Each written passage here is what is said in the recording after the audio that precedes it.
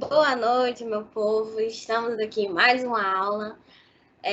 Hoje eu tô assim, ó, de saúde, eu tô assim de saúde descabelada, mas estou aqui para dar uma notícia que infelizmente talvez não vá agradar vocês, mas eu acredito muito essa semana. Gente, essa semana eu tô passando por algumas coisas, né, que estão me deixando extremamente emotivas. Mas, né, eu tô me segurando hoje porque, assim, eu acredito que nem sempre na vida as coisas são uma despedida, né? Sempre é um até logo. Então, o que eu queria comunicar para vocês é que, infelizmente, eu não vou permanecer mais na disciplina. Aconteceram alguns choques de horário e, infelizmente, não vai dar para mim ficar acompanhando vocês, né, na disciplina até o final do semestre. Né, eu tô com o coração partido, porque infelizmente não era o que eu queria, mas às vezes a gente precisa passar por situações de escolha, né? Escolhas que vêm para o nosso bem. E a gente precisa fazer escolhas que vão nos levar a situações melhores, né? Talvez quando vocês forem profissionais, vocês vão entender o que eu tô querendo falar hoje.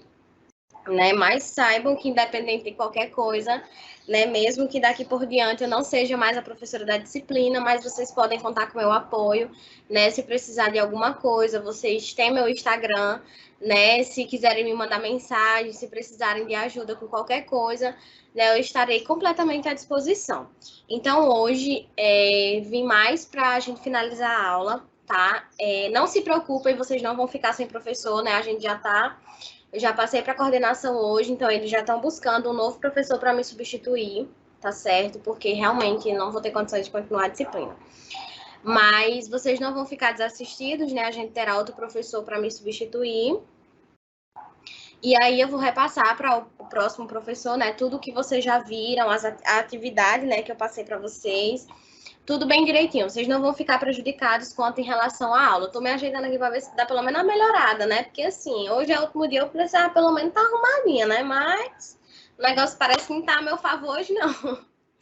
Então é isso, minha gente, né? Desde já, eu fico com o coração imensamente triste, certo? Mas, como eu falei, a vida é assim, a gente tem ciclos, né? E esses ciclos, em certo momento, eles precisam se encerrar para que novos comecem, né? O que eu não vou sair do grupo lá do Telegram que eu criei com vocês, né? Qualquer material que eu tiver, eu vou continuar lá compartilhando com vocês. Eu vou procurar, pelo menos, eu não tô 100% presente, porque vocês veem que vocês são muitos só para mim, né? Então, eu tenho que acompanhar todas as mensagens, eu tenho que acompanhar tudo, e às vezes eu fico perdida, né? Mas na medida do possível eu tento ali estar ajudando vocês, tá? Mas é isso. Então hoje eu tinha passado uma atividade para vocês, né? Com a entrega até hoje, certo? Mas alguns me falaram sobre a dificuldade, né? De plantão, algumas pessoas estão inseridas agora, enfim. Né, eu vou prolongar essa atividade, mas o meu propósito hoje, a gente vai ter uma aula de trauma crânioencefálico, né, que vai ser a minha aula final. E eu vou mostrar para vocês um exemplo, né, de como realmente criar um diagnóstico. Eu percebi que muitos de vocês não sabem criar ainda, né? Mas eu espero que com essa aula de hoje eu possa contribuir de alguma forma, tá? Então, para quem está chegando agora, né? Eu tô vendo aqui, hoje eu tô conseguindo acompanhar as mensagens, né? A Silvana está perguntando aqui se hoje é a minha última aula. Infelizmente, é sim, tá? Como eu falei no início da aula, eu não vou continuar com a disciplina, aconteceram os imprevistos de emprego, né? E aí, como eu falei, às vezes a gente precisa. Ai, gente, eu tô muito emotiva. Eu sou muito chorona, na verdade, né? Mas eu não vou chorar, não, porque a professora aqui, ó, é forte. Mas vocês vão ficar com outros professores, e como eu falei, né? Se vocês precisarem de alguma coisa, eu estarei completamente à disposição, tá? Então, bora lá para o que interessa, né? Que é a nossa aula. Depois a gente dá uma conversada melhor sobre isso. Deixa eu só compartilhar aqui a tela com vocês.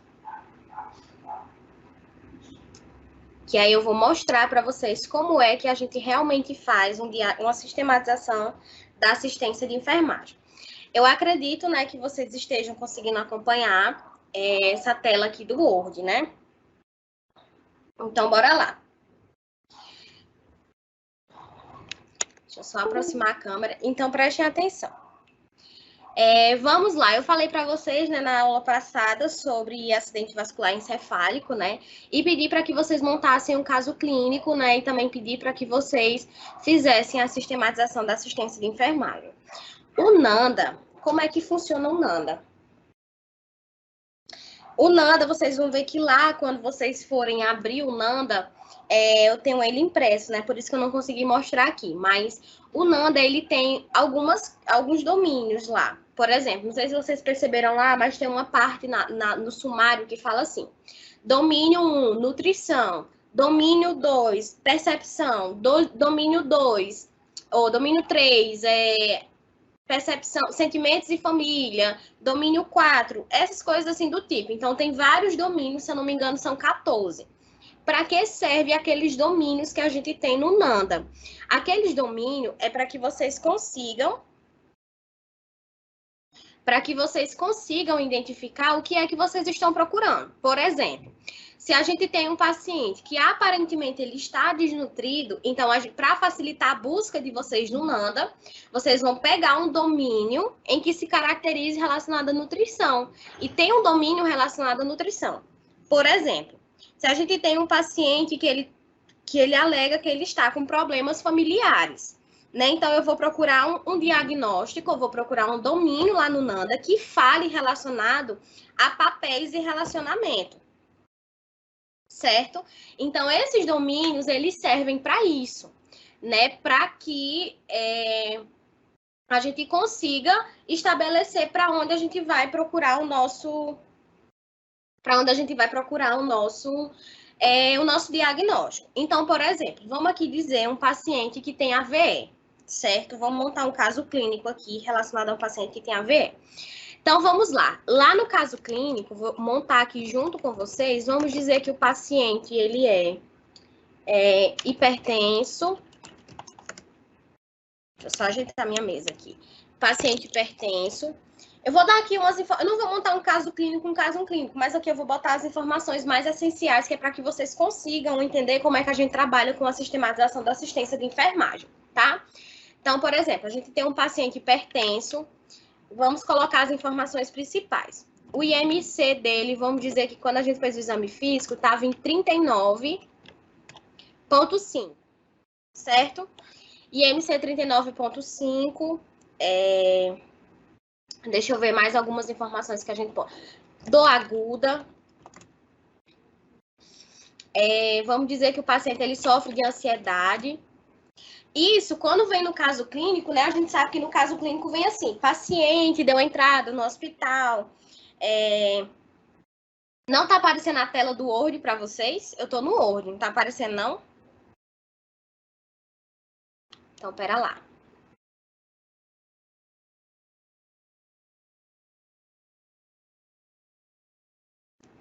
Ah, entendi porque é que não tava aparecendo. Agora vai aparecer, meu povo. Só um minuto.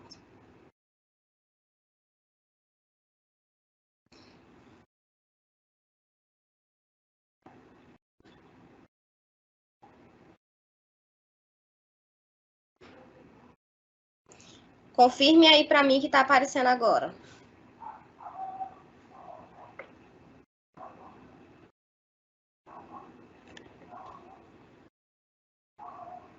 E agora, meu povo?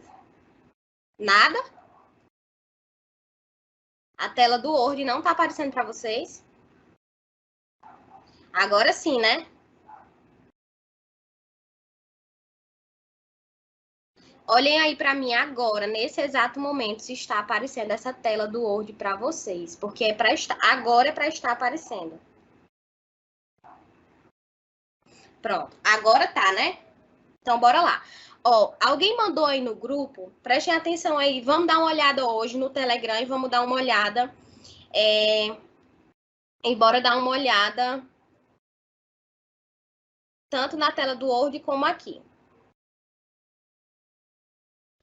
Então, uma pessoa mandou a foto aqui do NANDA. E pronto, essa foto é exatamente o que a gente precisa. Vocês estão vendo aqui que tem aqui, ó, domínio 2, na foto que a pessoa aqui mandou. Deixa eu ver quem foi que mandou. Foi a Lu Mendonça. Então, esses domínios, eles servem para isso, justamente para direcionar a gente, certo? Tem domínio 2, domínio 3, domínio 4, e cada domínio tem sua classe. Essa primeira classe, ela vai estar relacionada à ingestão. A gente tem a segunda classe no domínio 2 de nutrição, que está relacionada à digestão. Então, esses domínios, eles servem para isso. Então, bora lá. Ansiedade, o paciente relata que não tem uma alimentação adequada com alta ingesta de carboidratos. Estou montando um caso clínico aqui bem aleatório, tá? Só para a gente poder fechar aqui uma sistematização de enfermagem para que vocês entendam.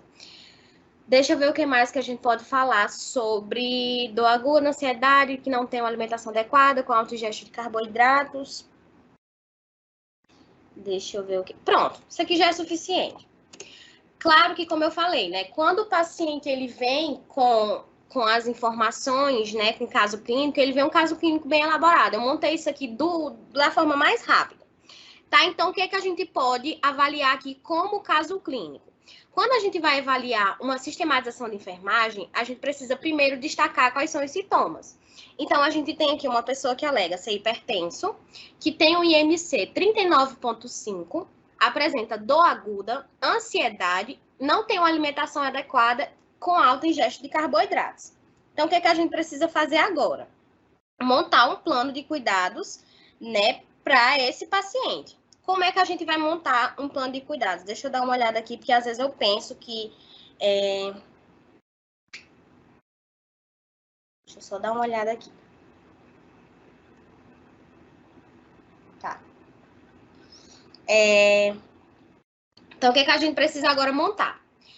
Diagnóstico de enfermagem, ele sempre vai ter. Se for um diagnóstico real, como eu falei para vocês, né, a gente tem um relacionado a e evidenciado por.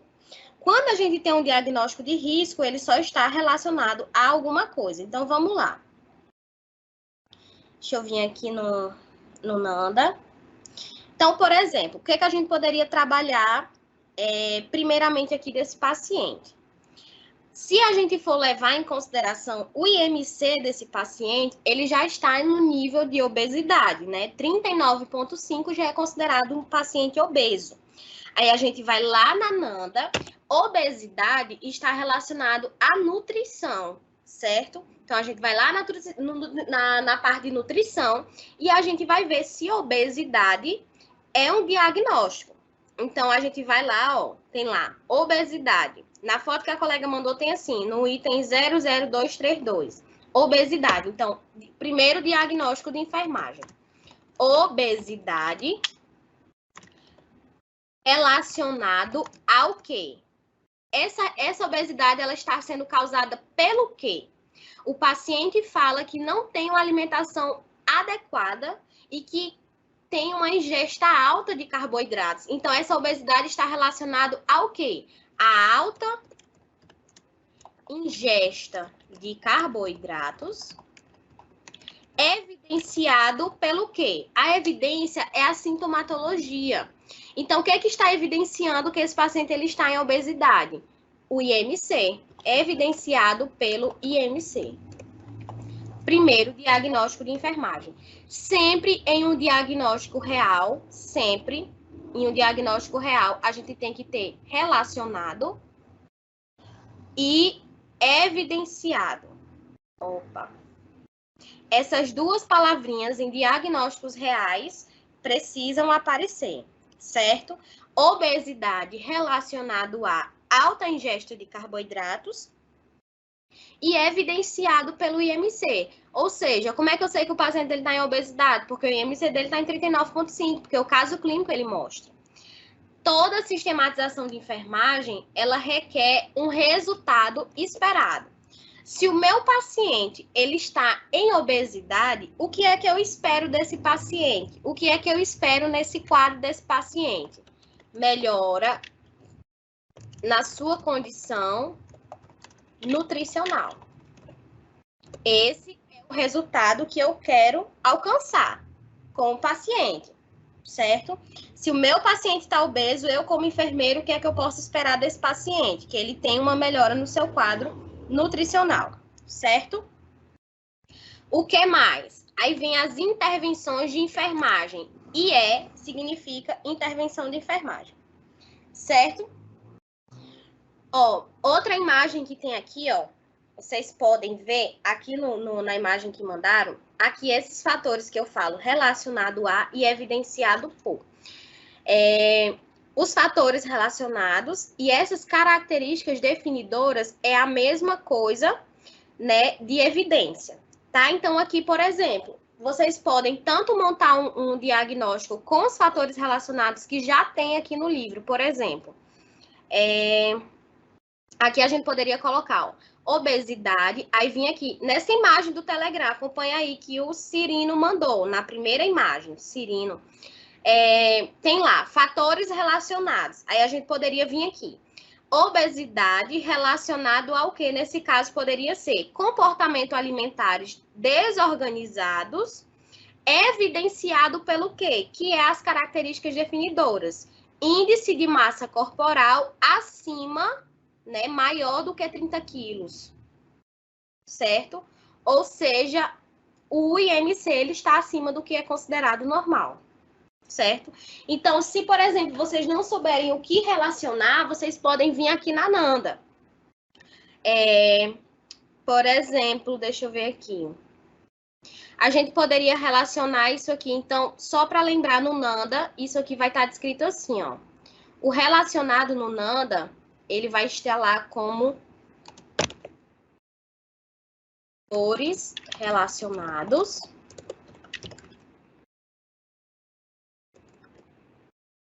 E essa evidência, ela vai estar lá como características definidoras. Certo? É desse jeito que vai estar no Nanda. Então, é só vocês ir lá, pegar um diagnóstico, né, e associar com um fator que é relacionado e depois por um fator que é evidenciado, tá? Estão pedindo aqui para me aumentar a letra no Word. Só um momento, vamos lá. Vou aumentar aqui para ver se melhora para vocês. Pronto. Qualquer coisa, vocês vão me falando aí. Tá dizendo aqui que não tá legível. Acredito que seja pela questão da fonte, né? Mas eu já dei uma aumentada aqui para vocês verem. Então, quais são as intervenções de enfermagem para um paciente que tem obesidade? Primeira intervenção. Professora, de onde é que vem essas intervenções? Onde é que eu vou achar um resultado? Da mesma forma que a gente tem a Nanda, né? Eu vou colocar aqui abaixo do caso clínico, a gente tem a Nanda,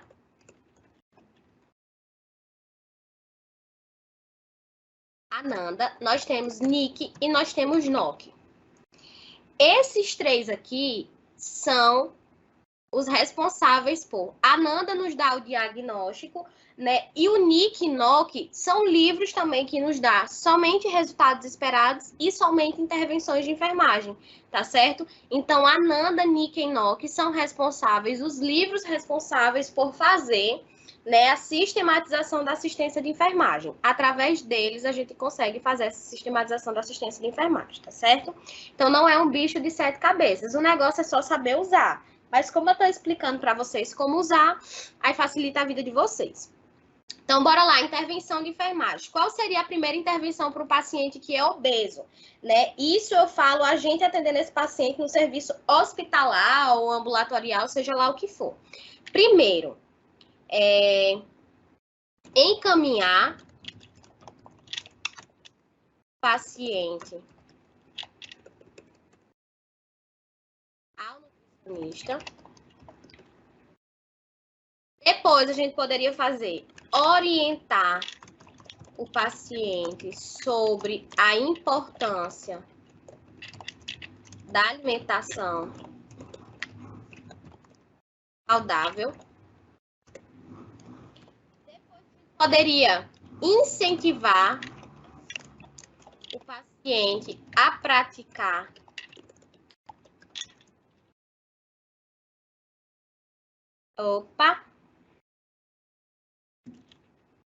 exercícios físicos.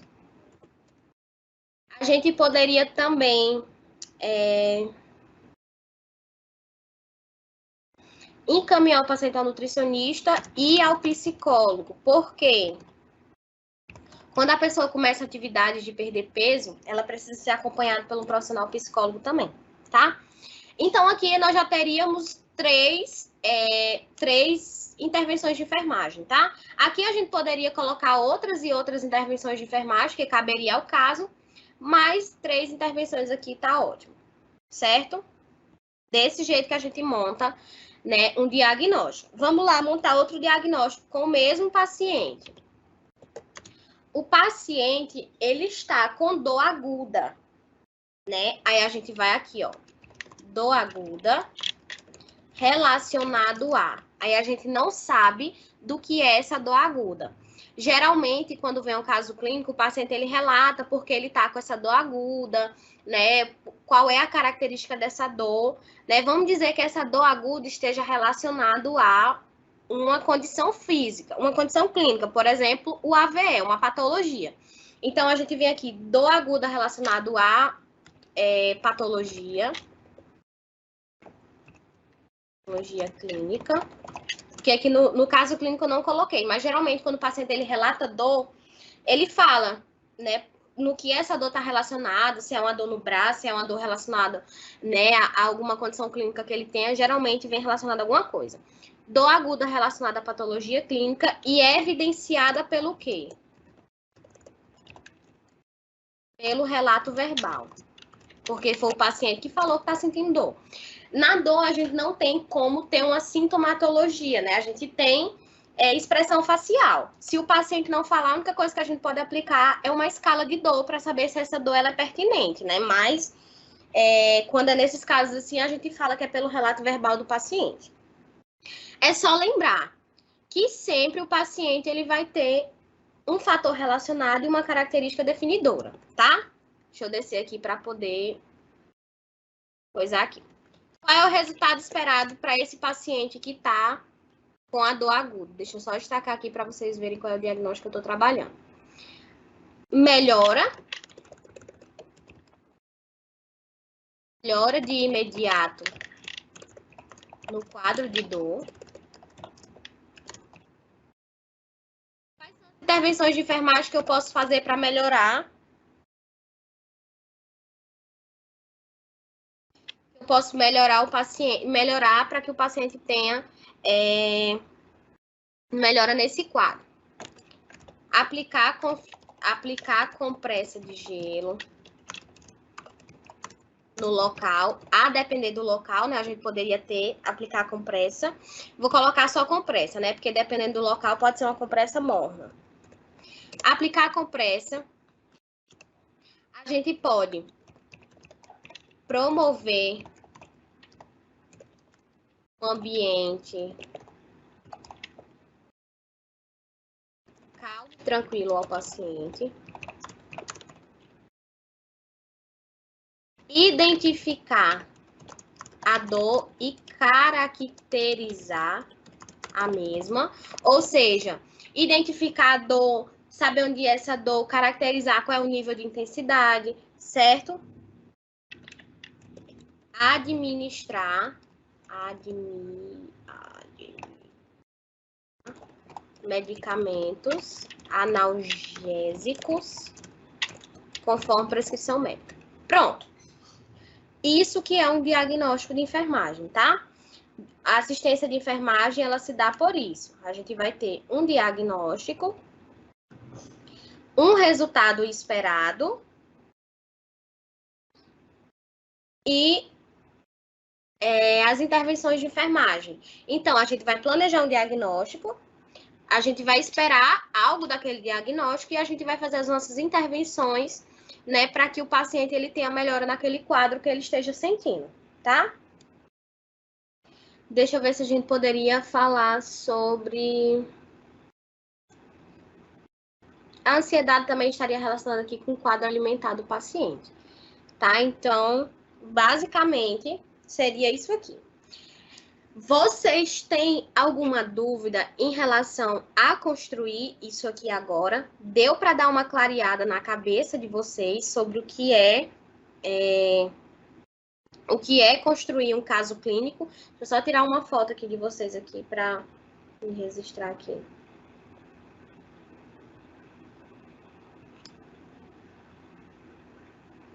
Tem alguma dúvida agora? Me falem pelo Telegram. Deu para dar uma clareada na cabeça agora de vocês como é que faz um diagnóstico de enfermagem? Quero que vocês me falem aí pelo grupo para ver se eu posso dar prosseguimento na aula.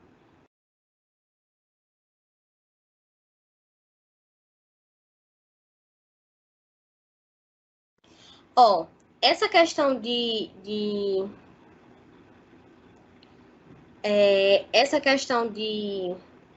como é que eu posso falar para vocês?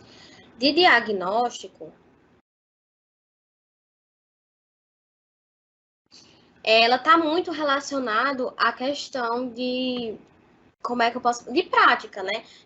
Quando você vai para o NANDA, né, você só precisa, o que é mais importante para você fazer um diagnóstico de enfermagem? É você pegar o caso clínico e separar os sintomas. É separar os sintomas. Por exemplo, se eu tenho um paciente que tem algo relacionado ao estômago, então vocês já sabem que isso vai estar relacionado ao domínio de nutrição. Se eu tenho um paciente que está relacionado à ansiedade, isso vai estar relacionado às atividades de repouso e lazer. Se eu tenho um paciente que fala sobre estresse familiar, então a gente vai procurar um domínio na NANDA que fale sobre isso. Quando a gente abre o NANDA, né, quando a gente abre lá na parte do NANDA, tem lá o diagnóstico, tem as características definidoras, tem os fatores relacionados e a gente só vai fazer a intervenção. E se tiver o NIC e o NOC, que são os outros livros, aí vocês não vão precisar praticamente fazer nada, só dar um Ctrl+C e um Ctrl+V e adequar isso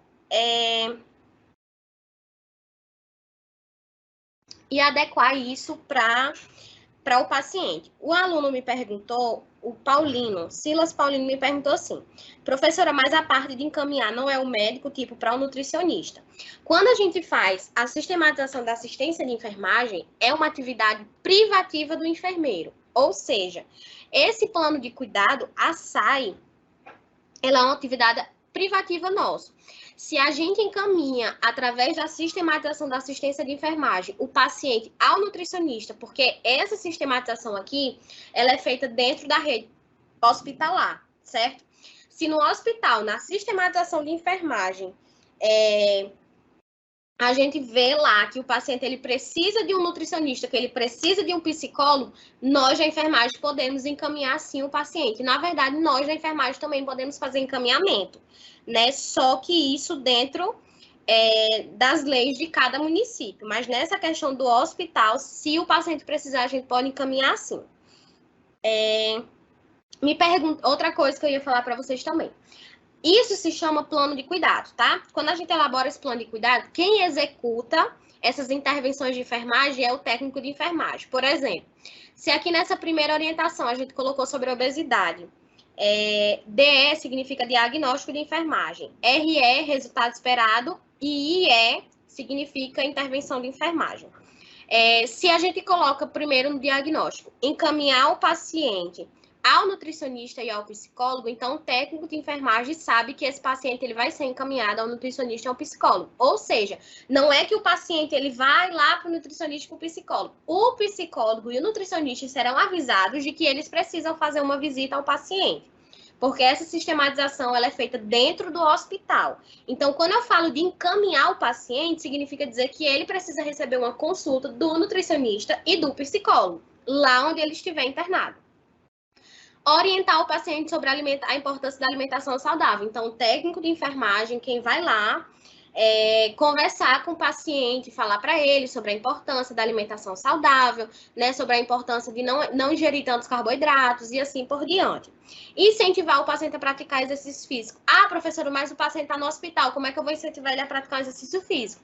Eu posso pedir para o paciente deambular pelos corredores, né? Eu posso pedir para que quando o paciente ele receba alta, ele procure realizar uma caminhada, né? Então, tem orientações, tem intervenções de enfermagem que a gente vai fazer não só para o paciente, como também para a família do paciente. É muito importante a gente fazer essas intervenções para a família do paciente também.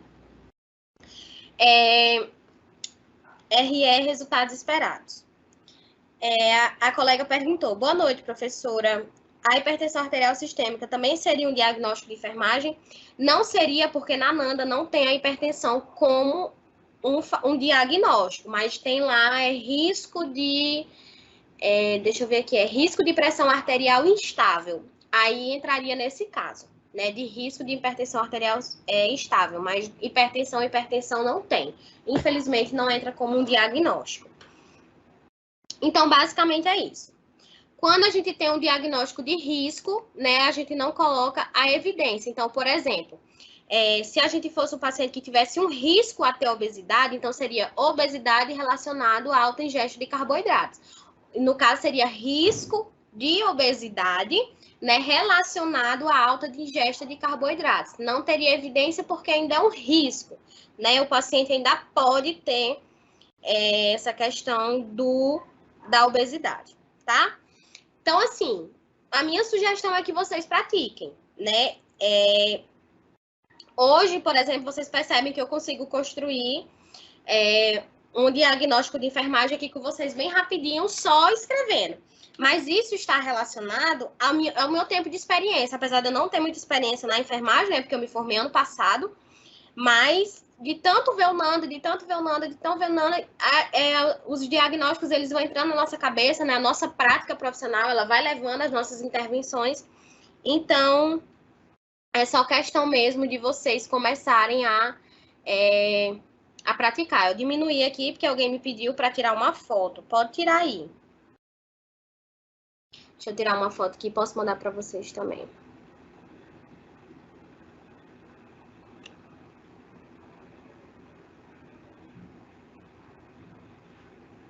Pronto, mandei aí, tá? Qual seria a sua dúvida, Zilma? Vamos aproveitar aí para me tirar logo as dúvidas que vocês tiverem relacionado.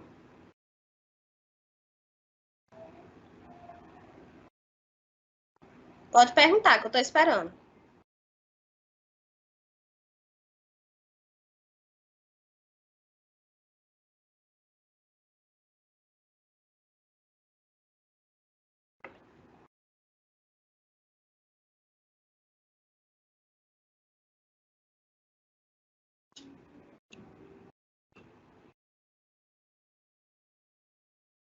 E aí, meu povo? Tô esperando a Zilma, né? Enquanto isso, eu vou organizando o slide para a próxima aula, mas aí eu fico aguardando você falar sobre a dúvida, que aí eu já queria tirar relacionada a esse conteúdo aqui. Tá digitando, né? Mas enfim, enquanto isso, eu vou aqui organizando o material.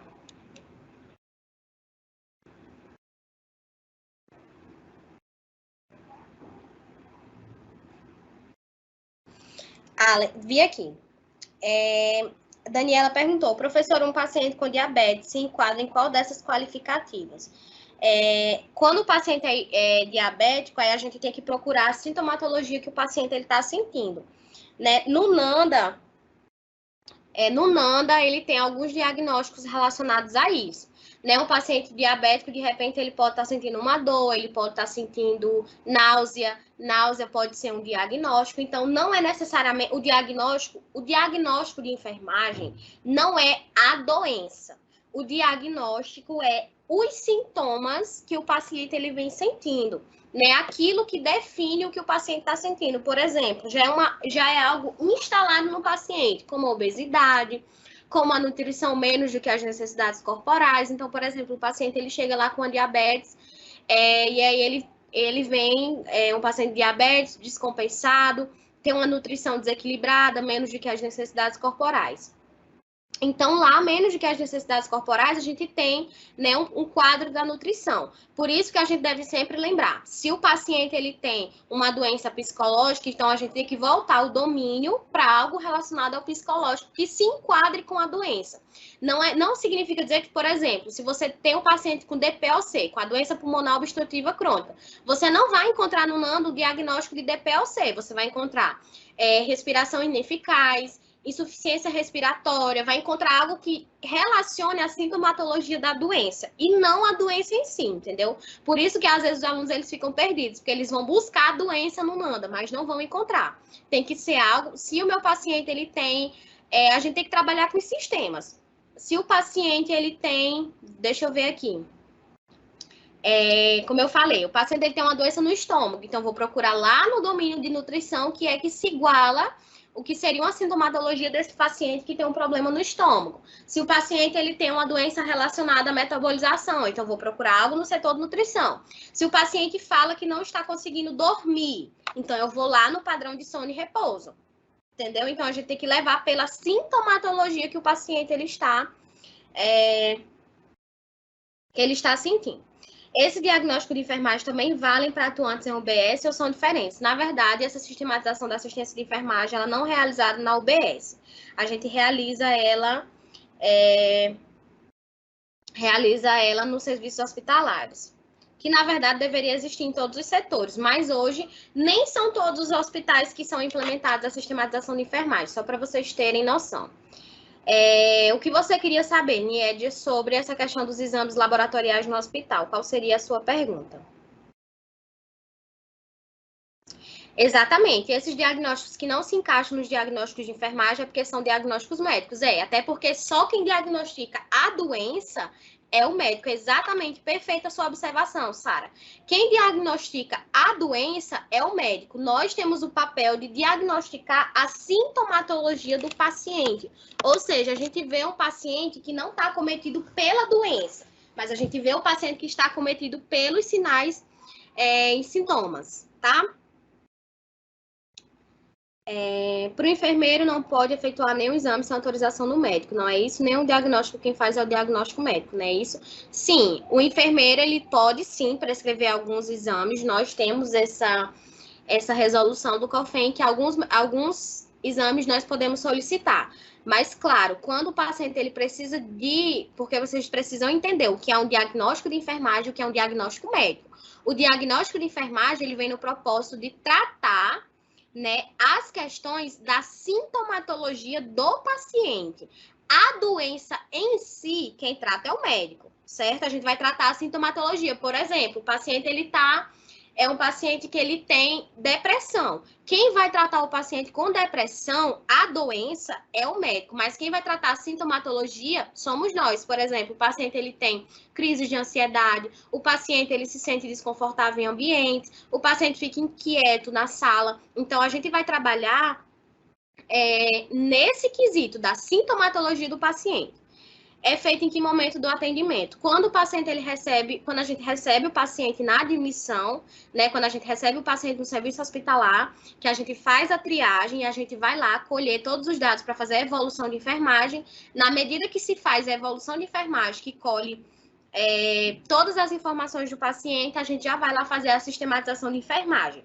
Lembrando que esse plano de cuidado, ele é válido por 24 horas. Ou seja, esse diagnóstico que eu fiz para o paciente, quando for amanhã, já tem que ser feito outros diagnósticos, tá certo? Mesmo que se repita, mas ele é válido somente por 24 horas. Paciente com hipertensão, nesse caso, na nossa avaliação de enfermagem, primeiro passar pelo médico para ser medicado, tomar as principais providências primárias, junto com os sintomas, depois nossa avaliação. Não, é assim. O paciente sempre passa primeiro por nós. né? Porque ele passa pela triagem.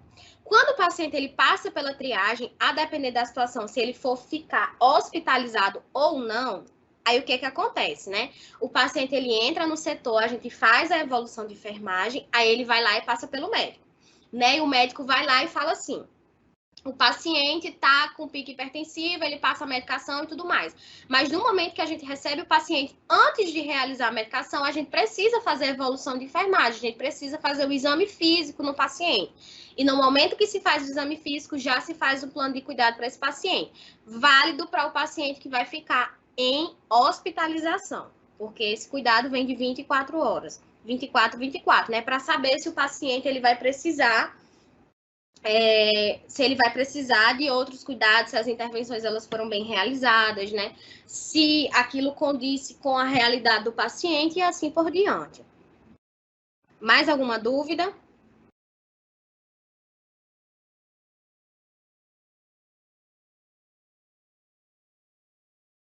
Professora, a enfermagem só pode fazer os diagnósticos que tem no NANDA, os diagnósticos de enfermagem, né, da sistematização de enfermagem, a gente segue pelos diagnósticos do NANDA. Deixa eu ver aqui pelo Instagram, porque algumas pessoas mandaram mensagem pelo... Tá, quando eu terminar eu passo o link do Instagram para vocês, agora não.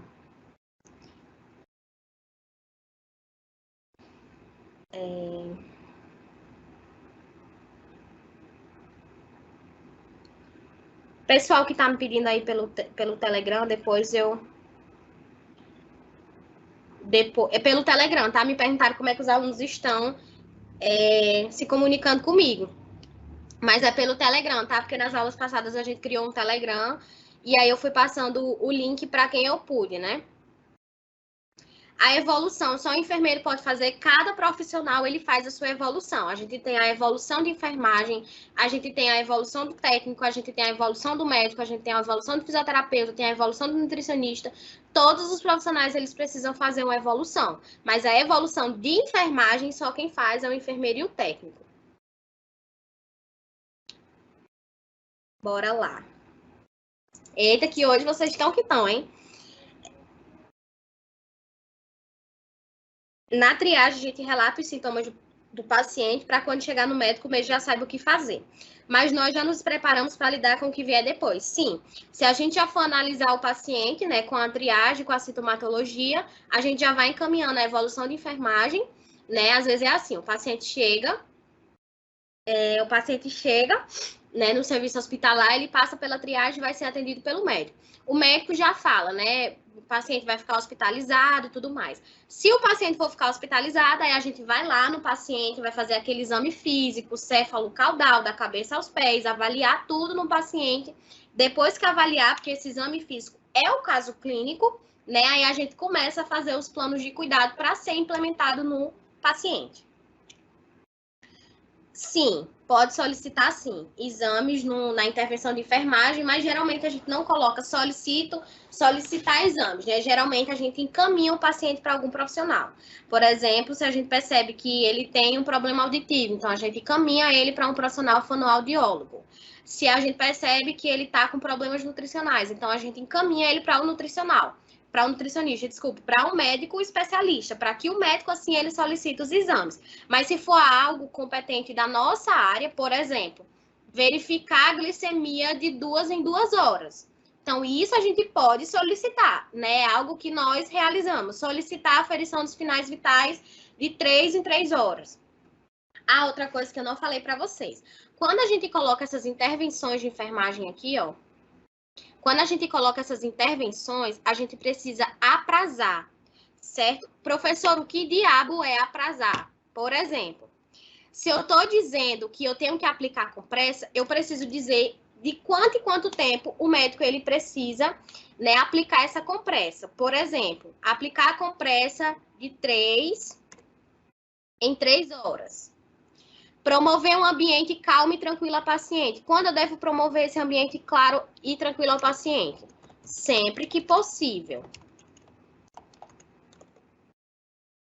Identificar a dor e caracterizar a mesma. Quando eu devo identificar a dor e caracterizar? Sempre que necessário. Administrar medicamentos analgésicos conforme prescrição médica, eu já aprazei, certo?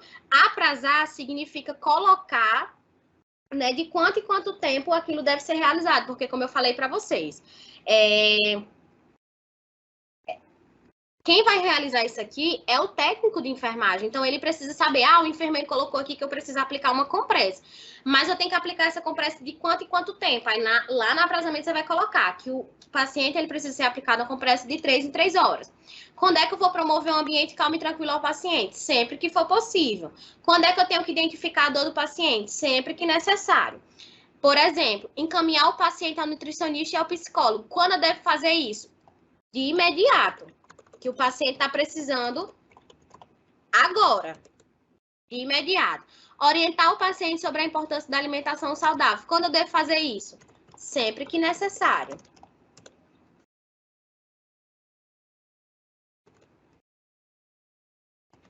Incentivar o paciente a praticar exercícios físicos. Quando eu devo incentivar? Sempre que necessário também. Então, sempre quando vocês forem fazer uma intervenção de enfermagem, vocês sempre coloquem o prazo que aquilo deve ser realizado, de 2 em 2 horas, de 4 em 4 horas, sempre que necessário, sempre que possível, conforme a prescrição médica, de imediato, certo? Para que o técnico de enfermagem ele saiba, né, em que momento ele deve realizar, né, aquela situação, ou aquela medicação, ou aquele cuidado, tá? Deixa eu ver aqui mais o que foi que vocês me falaram aqui no Telegram. Dou já uma passada pelo WhatsApp. Ou pelo Instagram. Pelo Instagram estão só me mandando para mim mandar o link. Mas aí eu mando depois, tá? Quando eu terminar a aula, depois eu envio esse link. Por enquanto, eu vou responder só o pessoal que tá mandando pergunta, tá? Depois eu mando o link para vocês. Bora lá.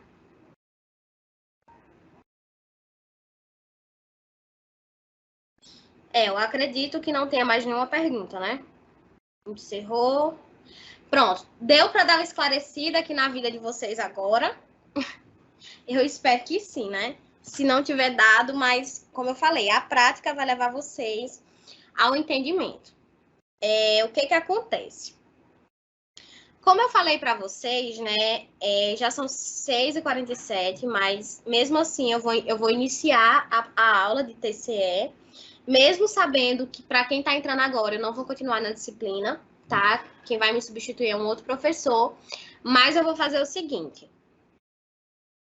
Aprazar significa colocar. Aprazar, não é apazar, é aprazar. É colocar o tempo, foi aquilo que eu acabei de falar. Mesmo que eu não vá continuar a disciplina, como eu já falei, porque alguns entraram bem depois, né? Infelizmente, eu vou precisar me ausentar da disciplina, mas vai vir um novo professor para me substituir. E aí, no slide em que eu parar, eu já vou passar para o professor onde foi que eu parei, para que ele dê continuidade, né, no conteúdo que eu iniciei, tá certo? Deixa eu só fechar aqui.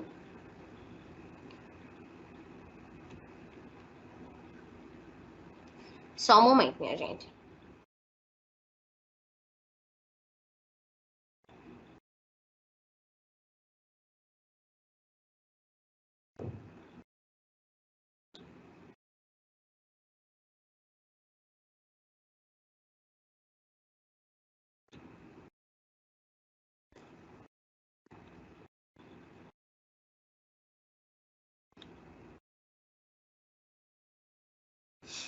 Deixa eu só colocar os slides aqui.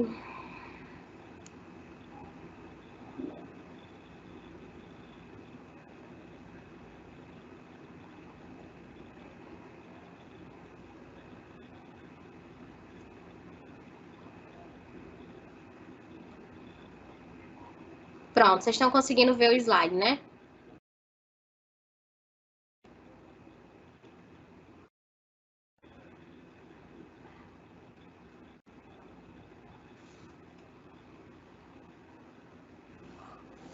Então, bora lá começar com trauma crânioencefálico. Eu acredito que vocês estejam vendo, né? Se não tiver, me falem, tá? Para que eu possa voltar lá. Só me dê um ok aí se vocês estão vendo.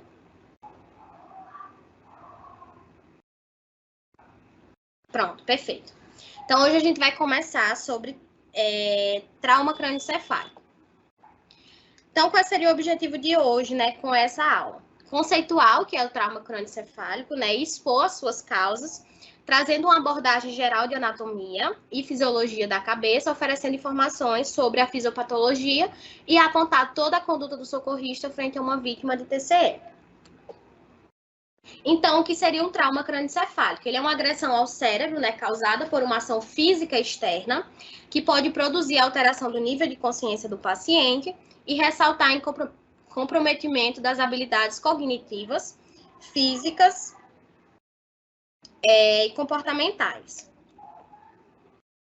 A epidemiologia do TCE, ele é responsável, né, por aproximadamente 25% dos óbitos atribuídos a trauma. As taxas de TCE são mais elevadas na faixa etária de 0 a 4, e em adolescentes e adultos, né, de 15 a 24 anos. Há um outro pico de incidência nos idosos, né, de idade maior do que 65 anos. Por que nessa faixa etária de 0 a 4 anos a gente tem uma elevação, né? Porque geralmente são crianças, né, que estão em fase de crescimento, e aí vocês vão ver que o trauma ele pode ser ocasionado até por uma queda da própria altura, e os jovens também adolescentes pela questão dos grandes acidentes automobilísticos que existem hoje. Mais de 50% dos pacientes vítimas de TCE têm múltiplos traumas associados, ou seja, não só no crânio, né, como também em outras regiões. E é uma epidemia em todo o mundo. A etiologia, que é a causa, geralmente ele pode ser ocasionado por acidentes automobilísticos. Deixa eu só ver uma coisa aqui. Quedas da própria altura, né? Queda da própria altura, queda de escada, queda de um tamborete. Tem muitos idosos que gostam de fazer essas coisas. Vocês que estão tirando print dos slides, tá? Se quiser tirar print e postar no Instagram e me marcar, pode ajudar aí, que eu acho massa, que eu acho lindo quando eu compartilho lá as aulas que eu tô dando para vocês, e aí vocês vão lá e me marquem, eu fico me sentindo super importante, tá? E aí também podem ser gerados por agressões, né, tanto por arma branca como por arma de fogo. A arma branca seria a faca, né, e a arma de fogo, os revólveres da vida. Então, na anatomia, a gente tem aqui um pouquinho da anatomia para mostrar para vocês, né, da cabeça. No couro cabeludo, a gente tem o couro cabeludo com uma camada externa, né, que serve como proteção para o crânio e o encéfalo. Por isso que muitos dermatologistas fazem alegam tanto sobre essa questão de não utilizar produtos químicos, né, por conta de que o couro cabeludo ele é uma camada de proteção, e nós mulheres, né, temos esses costumes de trazer a agressão física para o nosso couro cabeludo, né, com procedimentos químicos, com chapinha, com escova, com seja lá o que for. Mas claro, né, a gente faz isso porque quer ficar bonita também, né, minha gente? Crânio, no crânio. Possui forames, né, para passagem de vasos e nervos, e o forame magno para passagem do tronco encefálico. Os bebês possuem fontanelas, né, porque ainda estão em processo de amadurecimento.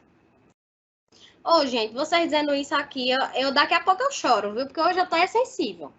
Aí aqui a gente tem, o forame magno, que é essa abertura maior que vocês estão vendo aqui. E aqui a gente tem a parte que constitui a anatomia da cabeça, certo? E aqui a gente tem os ossos, né, zigomáticos, temporal, frontal, parietal, as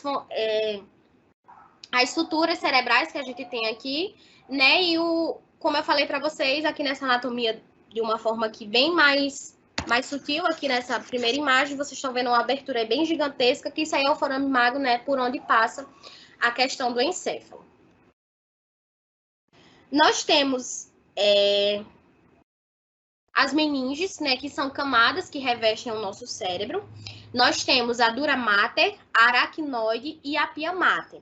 A aracnoide, ela vai ser a mais externa, né, que ela vai ser responsável por revestir o crânio, e é a mais resistente. A aracnoide, ela está acima dos vasos sanguíneos cerebrais, né? Esses vasos sanguíneos cerebrais é quem fazem essa questão do fluxo sanguíneo para o cérebro, né? Geralmente, como eu falei para vocês na aula de AVE. Quando esses vasos sanguíneos cerebrais eles são interrompidos, o fluxo, nós temos as isquemias, ou seja, nós temos os AVEs, né? Os acidentes vasculares encefálicos. E ele está abaixo do espaço subdural. A pia mater, é a mais interna, ela é aderida ao nosso cérebro e ela tem um revestimento no final do cérebro. Estão dizendo que não estão conseguindo visualizar. Bora lá ver o que foi que aconteceu. Por mim, tá tudo tranquilo aqui, né? Tá aparecendo de boa aqui pra mim.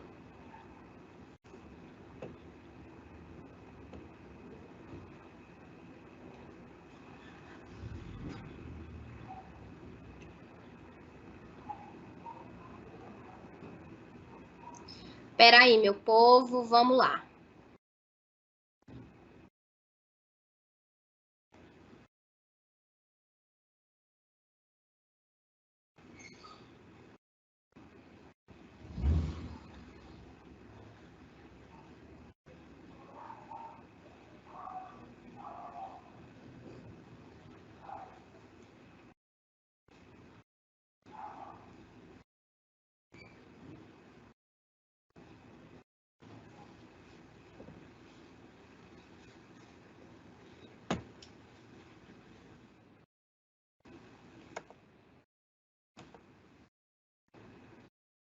Pronto, agora tá, né?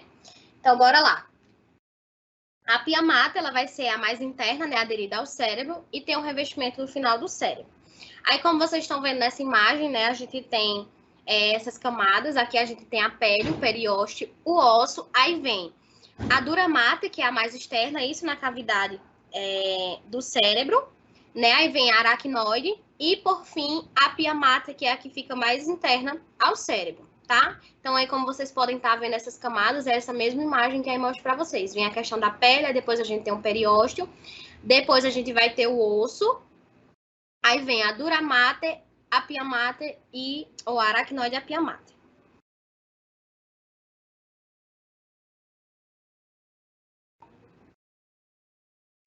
Pronto. Aí a gente tem, entre um espaço desse e outro, a gente tem os espaços epidural, subdural e subaracnoide, né? Esses espaços vão ser quem faz, né, essa ligação de uma meninge para outra.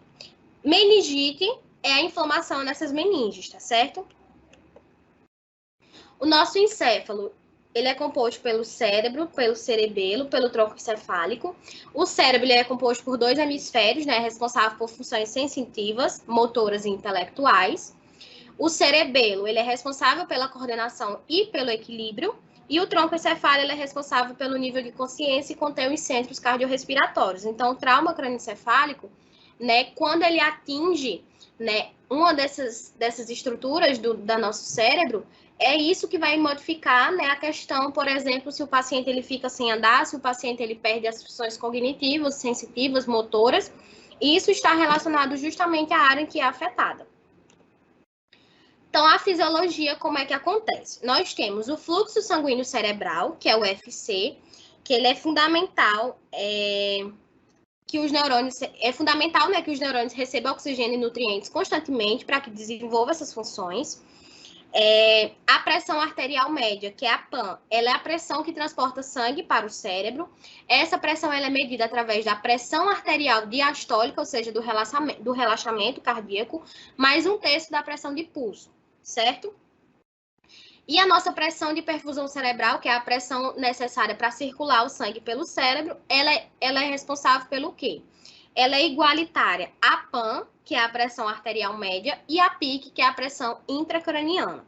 Aqui no cantinho à direita, se vocês forem observar, nós temos aqui os valores normais. Então, o valor normal para a pressão arterial média é que ela esteja de 85 a 95 miligramas por mercúrio. A PIC, né, que é a pressão intracraniana, ela deve estar abaixo de 15. E a PPC, né, que é a pressão de perfusão cerebral, tem que estar entre 70 a 80 milímetros de mercúrio. Então, como é que funciona nessa fisiologia? O mecanismo de autorregulação, né, que é o nosso próprio corpo, ele mantém o fluxo sanguíneo constante. Esse fluxo sanguíneo cerebral, que ele é igual a essa pressão, né, com a resistência vascular cerebral. Então, o que acontece? Se essa pressão de perfusão cerebral, ou seja, a quantidade de sangue, ela diminui, a nossa resistência vascular cerebral, ela diminui para poder manter, né, o fluxo sanguíneo do cérebro constante. Ou seja, a resistência vascular ela vai ser diminuída, a resistência nos vasos, né, para que essa pressão, né, no cérebro ela não venha a diminuir a questão do fluxo sanguíneo. Já nos casos em que acontece a hiperventilação, ou seja, grande quantidade de troca gasosa no nosso sangue, grande quantidade de oxigênio pela circulação, aí a gente vai ter o aumento, a diminuição do dióxido de carbono, o aumento do carbono, e aí gera uma baixa na pressão intracraniana. E quando a gente tem a pressão intracraniana abaixo de que o normal que esteja abaixo de 15 milímetros por mercúrio. Se a gente tem essa descida, né, dessa pique, é justamente o que a gente precisa, né? Então, o nosso próprio corpo, quando a gente passa num processo de TCE, é o que o nosso corpo faz. Ele aumenta, né, o quantitativo de carbono, né, para poder fazer com que a pressão intracraniana ela diminua. A pressão que está sendo exercida no cérebro, ela vem a diminuir, porque vocês já viram que no AVE, quando a gente tem uma pressão intracraniana muito grande, isso causa a edemaciação do nosso cérebro e pode vir a ocasionar uma herniação, né, o aumento das estruturas cerebrais. E aí o paciente ele pode vir a óbito. Por isso que o nosso mecanismo ele faz esse processo de hiperventilação, né, para reduzir a pressão intracraniana e aí a gente conseguir manter o fluxo sanguíneo cerebral. Nós temos a lesão cerebral primária, que vai ser um trauma direto ao encéfalo, caracterizado pela presença de hemorragias, contusões e lacerações. Nós temos também a lesão cerebral secundária, que são processos contínuos de lesões desencadeadas pela lesão cerebral primária, como, por exemplo, hemorragia intracraniana não identificada, hipóxia, né, que seria a baixa quantidade de oxigênio, hipotensão, ou seja, a pressão baixa, e o fluxo sanguíneo cerebral inadequado e os mecanismos celulares que podem ocasionar essa segunda lesão. Então, o que seria isso, professora? Identifique melhor o que seria uma lesão primária e uma lesão secundária. Quando eu falo de lesão primária, é o que primeiramente vai acontecer, ou seja, um trauma direto ao encéfalo. Com consequência a isso, aí vão sendo desencadeados outros sinais e sintomas, que é a lesão secundária, tá? Depois que a gente tem um trauma naquele órgão, é que vão sendo desenvolvidos os sintomas secundários, ou seja, os processos que darão continuidade àquilo que aconteceu devido ao primeiro impacto. Aí a gente tem as causas que levam à lesão cerebral secundária. Efeito de massa e herniação, né, o que é um mecanismo de lesão secundário com maior frequência. Herniação é aquilo que eu falei para vocês, né? Com acúmulo de líquido dentro do cérebro, faz com que essa herniação, né, com que o cérebro promova, fique edemaciado, fique inchado. E aí acaba gerando, né, esse processo de falência cerebral. É o mecanismo com maior frequência. Acontece o deslocamento de uma parte do encéfalo através de um orifício intracraniano, né? E aí pode levar, de repente, o paciente a um óbito também. Tudo isso aqui pode levar o paciente a óbito.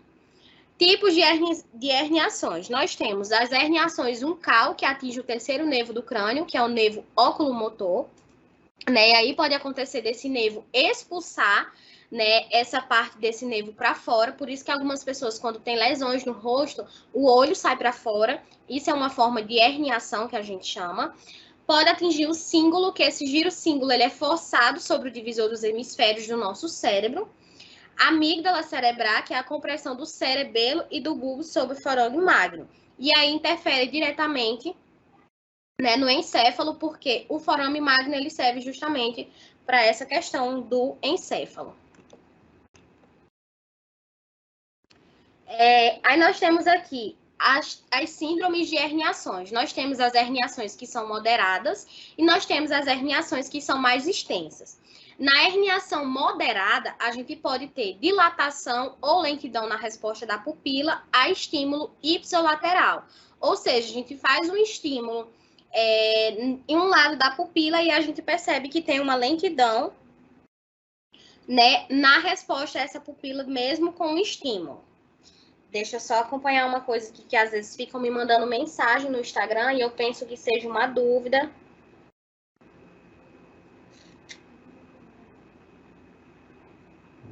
Não é. Enfim.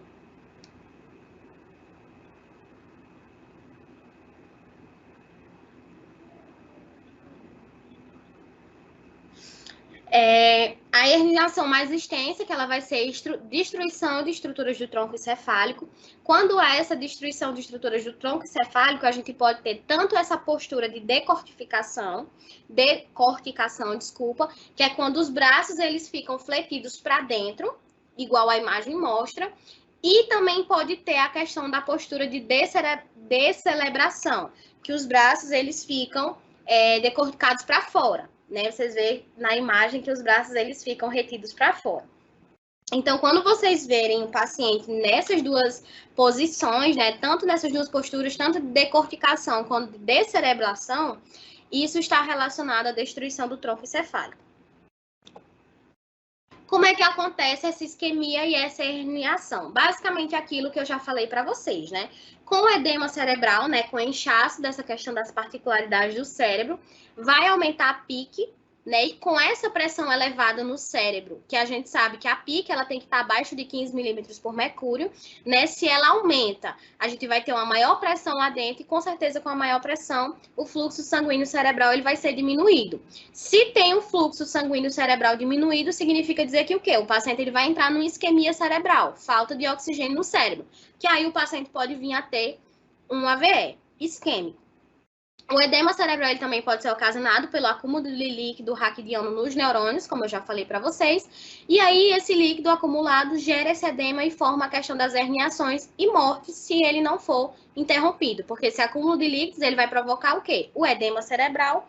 E aí gera esse ciclo, né, de pique elevada e aí, consequentemente, é uma isquemia cerebral. Os hematomas intracerebrais é o acúmulo de sangue no espaço intracraniano. Né? Nós temos os exemplos de hematomas intracerebrais, como hematomas epidurais, hematomas subdurais e hematomas intracerebrais. Isso está relacionado ao efeito de massa, né, na questão da herniação. Remoção rápida quebra o ciclo, e esse ciclo de hematomas, né, e edema e lesões também. A hipotensão. Isso aqui são as causas extracranianas da lesão cerebral secundária, tá? São causas que não são levadas, que não acontecem diretamente no cérebro, né? Que não são dirigidas diretamente do cérebro. A hipotensão, né, que seria... A hipotensão, que seria a baixa, né, na pressão cerebral. A pressão cerebral, ela tem uma diminuição. E a gente precisa manter a pressão arterial sistólica acima de 90 milímetros por mercúrio, para que não se tenha uma hipotensão, né? Para que pelo menos consiga manter o paciente, né, hipostático. A hipóxia seria a diminuição de oxigênio, pode levar a lesões consideradas graves, entre 4 a 6 minutos de anóxia cerebral, ou seja, a ausência de oxigênio no cérebro pode levar a danos irreversíveis. Temos também a causa da anemia, né? A anemia como uma causa extracraniana, que é uma diminuição da questão da hemoglobina. Uma queda profunda dessa anemia ou dessa hemoglobina, ela pode causar efeito na oxigenação cerebral. Se a gente não tem hemoglobina, se a gente não tem células sanguíneas, a gente, consequentemente, não tem oxigênio. Se não tem oxigênio no cérebro, consequentemente, a gente tem uma isquemia. As convulsões também podem levar, né, a uma lesão cerebral secundária. Elas predominam o risco de apresentar convulsão e agrava a hipóxia e a isquemia cerebral. Como eu já falei para vocês, né, sobre a hipóxia e a isquemia cerebral, não preciso repetir. As lesões específicas da cabeça e do pescoço. No couro cabeludo, geralmente é de grande impacto, né, que pode gerar hematomas, que podem ser confundidos com fraturas de crânio na palpação. Pode resultar em choque hipovolêmico e exsanguinação, ou seja, através da falta de sangue, né? Pela perca quantitativa de sangue, a gente sabe que o couro cabeludo, por ser essa área relacionada ao nosso cérebro, ela é muito irrigada. Então, a depender do quantitativo de sangue que o paciente venha a perder, né, pelo couro cabeludo, pode levar o paciente a ter uma hipotensão, né, uma hipóxia também relacionado a baixo quantitativo de sangue, isso relacionado também ao quantitativo de oxigênio diminuído por conta do sangue, e aí levar o paciente a um choque hipovolêmico, ou seja, hipo de pouco, né, pouca volemia, de sangue no corpo circulando. As fraturas de crânio, eles são resultantes de trauma contuso e penetrante, né? Seja por arma de fogo ou por arma branca. Com impactos fortes, pode acontecer o afundamento do crânio, que sendo palpável na avaliação e pode precisar de intervenção neurocirúrgica. E nesse afundamento do crânio, os fragmentos ósseos, eles adentram ao cérebro, né? Causando aí um trauma que muitas vezes pode ser irreversível. Aí a gente tem o sinal de Batley, que é esse sinal aí periorbital, que a gente vê essa equimose aí periorbital atrás da orelha. Isso é um sinal de Batley, tá? Quando vocês perceberem um paciente que tem saída de líquido cefalorraquidiano nas narinas e ouvido, um líquido mais esbranquiçado, ou saída de sangue no ouvido, no nariz, e essa equimose tanto nos olhos como no ouvido, isso é um sinal sugestivo, né, de que o paciente está tendo uma fratura de crânio, provavelmente um trauma crânioencefálico, certo? Se chegarem no local de acidente e perceber o paciente desse jeito, pode ter certeza que isso é sugestivo de trauma crânioencefálico. São esses sinais aí que levam a gente a entender que o paciente ele tem um sinal de Batley positivo para trauma crânioencefálico, que nem mostra a imagem aí. As lesões faciais. Os traumas pequenos, quando atinge as partes moles. Os traumas graves, quando compromete a via aérea ou choque hipovolêmico. Essas lesões faciais, elas podem acontecer rebaixamento de língua, pode quebrar essa parte dos ossos zigomáticos, maxilar, mandíbula, né? A gente pode ter uma hemorragia ocular. Tudo isso pode comprometer também a via aérea.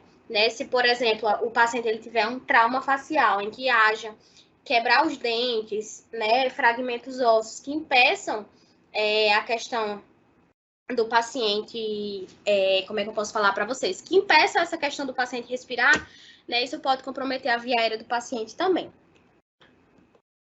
Coisa aqui. As fraturas nasais, elas são mais comuns, né? Os sinais: edema, deformidade, equimose e epistaxe, que é o sangramento nasal, né? Bem comum quando a gente tiver uma fratura nasal, né? Dá nitidamente para perceber. Por exemplo, às vezes a gente vê como esse jogador de boxe, eu não sei se é boxe, não sei qual é a luta, mas eu só sei que ele é jogador dessas coisas aí. A gente percebe, né? Nitidamente que ele teve um trauma, né? Porque, consequentemente, teve um desvio, né? Uma deformidade do nariz. Então, isso aí já é considerado um trauma. E aí, nessa outra imagem, a gente percebe que o paciente está bem mais, né, acometido.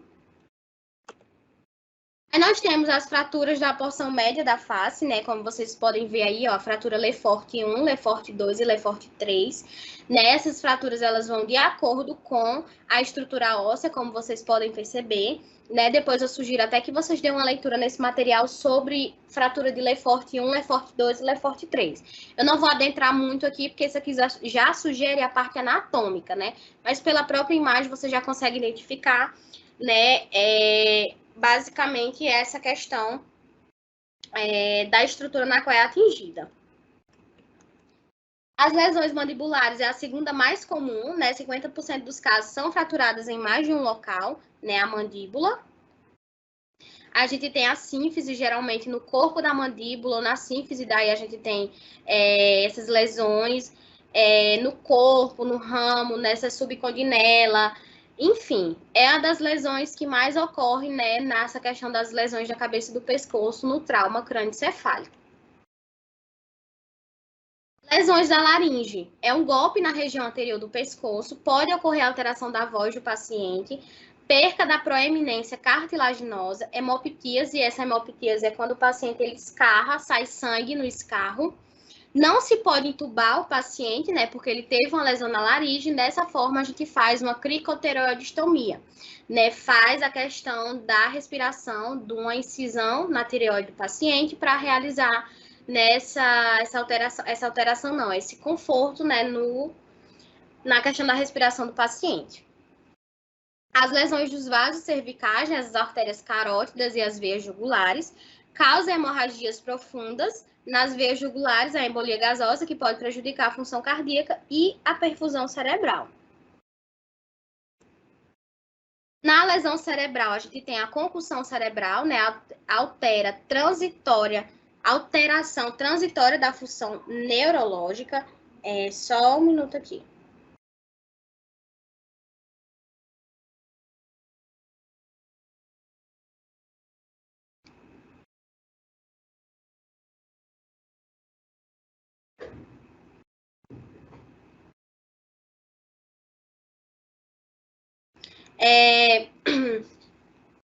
Nessa lesão cerebral, a gente pode perceber o paciente com olhar vago, né, com respostas verbais e motoras demoradas, confusão e incapacidade de concentrar a atenção, desorientação, fala arrastada ou incoerente, perda de coordenação, emoções inadequadas às circunstâncias, déficit de memória e incapacidade de memorizar e lembrar, né? Porque essas concussões são lesões que ocorrem, qualquer lesão que seja provocada no cérebro, né, ela vai alterar a função neurológica do cérebro. E aí, consequentemente, vem essa sintomatologia. Os hematomas intracranianos, né, eles aumentam a pique. Para um diagnóstico preciso, a gente precisa de uma tomografia computadorizada, né, como vocês podem ver aqui as 3 imagens, né, no subdural, aí vocês estão vendo um hematoma. Na epidural, outra foto aí, e no espaço subaracnoide, a gente tem aí outro tipo de hematoma, que isso está relacionado, consequentemente, ao extravasamento sanguíneo. Pode ocorrer no hematoma epidural pupilas dilatadas, reflexo lento, não reações à luz, né, no lado episitolateral, hemiparesia ou hemiplegia, né, o lado contralateral, e diminuição da escala de coma de Glasgow. O paciente ele pode ficar paralisado. Aqui a gente tem um hematoma epidural, né, como vocês estão vendo aí na imagem, e um hematoma subdural. No hematoma subdural, a gente tem aí um hematoma venoso, né, e no hematoma epidural, a gente teria um hematoma arterial. A classificação ou a gravidade, ela de leve, 90% dos casos, né? A escala de coma de Glasgow de 13 a 15 pontos, eu vou mostrar para vocês se der tempo, que é uma escala de coma de Glasgow. História de desorientação, amnésia ou perda transitória da consciência, é um doente que está consciente e falando. Geralmente evolui sem intercorrências irrecuperadas e sempre avaliar o risco de disfunção neurológica. No moderado, que corresponde a 10% dos casos, né, a escala de coma de Glasgow de 9 a 12 pontos. Ao exame, esses pacientes frequentemente apresentam-se confusos ou sonolentos, com nível de consciência rebaixado, podendo apresentar déficits neurológicos focais. 10 a 20% desses pacientes evoluem com piora e entram em coma. Precisam de avaliação seriada com TC, tomografia, né, computadorizada, após 12 e 24 horas. No grave, a gente tem de 3 a 8 pontos, apresenta maior risco de mortalidade e de morbidade após o trauma, né, com sequelas. Nesses pacientes, a abordagem terapêutica deve ser imediata, dando ênfase aos cuidados hemodinâmicos e suporte ventilatório adequado. Né, os pacientes que têm trauma, que têm uma escala de coma de Glasgow de 3 a 8 pontos, eles já precisam ser intubados. Pacientes com TCE grave frequentemente apresentam quadros associados de hipotensão em decorrência do mecanismo de trauma, geralmente mais grave, e não retardar a realização de tomografia computadorizada. Aí aqui a gente tem a avaliação primária, né? Eu não vou passar aquele outro slide porque não é necessário. Na etapa A, nas vias aéreas, a gente vai analisar a abertura das vias aéreas rapidamente, ficar atento para os riscos de obstruções. As vias aéreas comprometidas, a gente precisa realizar as manobras, né, de Daltrous. Aspirar a secreção, está até errado aqui o nome aspiras, mas é aspirar a secreção e colocar o colar cervical. Aqui já entraria mais para a parte de primeiros socorros. Rebaixamento de consciência pode prejudicar a permeabilidade da via aérea. Os cânulos orinasofaríngea podem ser obstruídos por edemas e coágulos sanguíneos, devendo, nesses casos, realizar aspiração. Todos os pacientes com TCE grave são candidatos à intubação traqueal, certo? Monitorar a saturação de oxigênio durante a intubação do paciente. Na etapa B, respiração e ventilação, avaliar a frequência respiratória, profundidade e eficiência da respiração. Os pacientes com suspeita de TCE devem receber oxigênio suplementar. A oximetria de pulso ela deve ser mantida em 95% ou mais para não ocorrer a questão da hipóxia do paciente. Caso essa hipóxia persista, é preciso que o socorrista identifique e trate as prováveis etiologias, o que está causando essa questão da hipóxia. Manter frequências normais de ventilação. Na circulação, fazer o controle de hemorragias, a prevenção e o tratamento de choque são fundamentais. Observar a presença, se possível, quantificar a hemorragia externa. Pulso rápido e fraco pode indicar a hemorragia interna. Pulso lento e forte pode resultar de hipertensão intracraniana. E em lactentes, crianças que ainda fazem essa questão da amamentação, pode ocorrer perda sanguínea para o interior do crânio suficiente para produzir choque hemorrágico. Prevenir e tratar a anemia e hipotensão do paciente, controlar a hemorragia em fraturas abertas ou com afundamento do crânio, não aplicar curativo compressivo para não agravar a lesão e não fazer aumentar a questão da pressão intracraniana, né? Com esses curativos compressivos, com a compressão, a gente pode causar, né, uma pressão intracraniana mais elevada. Então, né, nesse caso de fraturas abertas no crânio, não fazer curativo compressivo. Na disfunção neurológica, avaliar o score da escala de coma de Glasgow, a avaliação mais precisa do nível de consciência, avaliação pupilar através da assimetria e da resposta à luz, reverter e prevenir fatores que possam causar uma lesão cerebral secundária e, em casos de convulsões prolongadas ou de grande mal, administrar benzodiazepínico. Aqui a gente tem a escala de coma de Glasgow. Quanto mais próximo de 3 a 8, a gente já tem um TCE grave, né? Então, a gente pontua com isso aqui, a abertura ocular, resposta verbal e resposta motora. Todos esses estímulos a gente tem que fazer no paciente. Se a abertura ocular é espontânea, se é por estímulo verbal, se é por estímulo à dor, sem resposta, a gente pontua. Se na resposta verbal o paciente está orientado, confuso, resposta inapropriada, sons incompreensíveis ou sem resposta, a gente pontua um desses aí. Na resposta motora, do mesmo jeito. Todos esses pontos eles devem ser, né, avaliados para a gente detectar a escala de coma de Glasgow. Lembrando, se a gente detectou aqui e pontuou que está em 8, então esse paciente ele já é um candidato a um processo de intubação, que ele já está no TCE grave. A etapa é a exposição ao ambiente, né? Vítimas de TCE frequente apresentam outras lesões, o exame do corpo para buscar outras lesões graves e com risco potencial de vida e remover as roupas para exposição de outras lesões. Na avaliação secundária, né, pode ser realizado assim que as lesões de risco tiverem sido identificadas e tratadas, se o tempo permitir. O histórico sample que a gente fala, né, sintomas, alergias, medicações que o paciente toma, passado médico, líquidos e o ambiente. Durante o transporte, a análise primária e a avaliação do score da escala de coma de Glasgow devem ser repetidos em intervalos frequentes para avaliar se o paciente ele está tendo uma melhora no seu quadro neurológico. Na morte cerebral, as pupilas não estão reativas, a ausência de reflexo da córnea, a ausência de resposta à estimulação calórica e ao frio, ausência de resposta à dor profunda, ausência de reflexo de vômito, ausência do reflexo da tosse, ausência de qualquer esforço respiratório, com a pressão com PaCO acima de 60 milímetros de mercúrio e PO2 adequada. E nesse caso, a morte cerebral ela pode ser confirmada por estudos do fluxo sanguíneo cerebral ou eletrocefalograma, que é o EEG, tá? Se houver algum desses sintomas, a gente já considera que o paciente ele está em uma morte cerebral. E aqui são as minhas referências. Tá? Eu não vou garantir para vocês que eu vou disponibilizar esses slides agora, porque daqui a pouco eu estou saindo. Tem um caso clínico aqui, mas quando eu mandar para vocês, os slides, aí vocês podem dar uma olhada nesse caso clínico, certo? Eu não vou mandar esses slides para vocês hoje, deixa eu só voltar aqui para aparecer minha cara, porque hoje que eu falo agora, né? Porque daqui a pouco eu tô saindo para dar uma aula. Mas assim que eu retornar, me cobrem lá no LinkedIn, ó, nada a ver. Lá no Telegram, que eu posso estar enviando esses slides para vocês com toda certeza.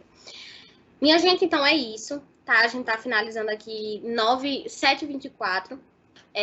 Desde já eu agradeço, né? Na verdade, eu não sei como é que vai ficar a questão, porque tá dando choque no meu horário, mas se caso eles resolverem, conseguirem de a gente iniciar a aula meia hora mais tarde, já daria para mim, né? Mas aí fica a critério da coordenação, eu estou sobre avisos, mas de qualquer forma eu já anunciei a minha saída, né? Então, assim, esses poucos momentos foram muito bons, ter compartilhado alguma coisa com vocês. Eu espero que eu possa ter contribuído de alguma forma, tá? Deixa eu só ver aqui o negócio. Vou sentir falta de vocês, né? Uma das preocupações que os meus coordenadores tinham é que eu virasse blogueira, né? Porque eu tenho aí 500 alunos, tudo me seguindo, né? Mas nada a ver, né, minha gente? O povo fala assim essas coisas só brincando. Mas quem puder, permaneça no grupo. Eu acredito que outros professores vão criar outros grupos, mas se vocês precisarem de material, eu posso estar encaminhando nesse grupo que eu criei. Tá, e assim, eu espero mais uma vez que eu tenha contribuído de alguma forma, né, nessa vida acadêmica de vocês, e saibam que o que vocês precisarem de mim, vocês podem, mesmo que eu demore a responder, mesmo que às vezes eu demore um pouquinho, porque vocês são inúmeros, né, mas eu tô aqui eu estou aqui para contribuir de alguma forma, e é isso. Eu espero que possa ter contribuído, tá? Ai, desculpa, gente. E é isso, meu povo. Não vou falar mais porque a professora aqui é emotiva, né? Eu choro por qualquer coisa e na verdade, isso não é uma despedida. É só um até logo. Eu espero que futuramente a gente possa se encontrar aí nos âmbitos de trabalho, tá? E é isso. Eu peço que vocês fiquem com Deus, que vocês se cuidem, que estudem, tá? Para fazer a diferença na enfermagem, porque a enfermagem precisa disso. De profissionais que sejam diferentes, que tenham essa capacidade diferente. Né? Então, eu espero que vocês possam ser o futuro da enfermagem que faça de uma forma diferente, tá? Então, eu agradeço muito pela atenção, eu agradeço muito pela atenção, pela participação de vocês. Por incrível que pareça, nós somos uma das turmas que mais se tem alunos, né? Comparado aos outros professores que só tem 100, 120, a gente hoje está finalizando a aula aqui com 518 alunos, né? Então, isso é um marco para mim. E é isso, meu povo. Fiquem com Deus e qualquer novidade que eu tiver, eu posso estar repassando para vocês, tá certo? Mas eu desejo muita sorte, eu desejo que dê muito certo na vida de vocês. E assim que eu puder, eu vou estar lá respondendo as mensagens de vocês no Instagram, tá? Desde já, é isso. Fiquem com Deus e até a próxima, se Deus quiser e eu sei que Ele quer, tá certo, meu povo? Um beijo no coração de vocês e até mais. Tchau, tchau.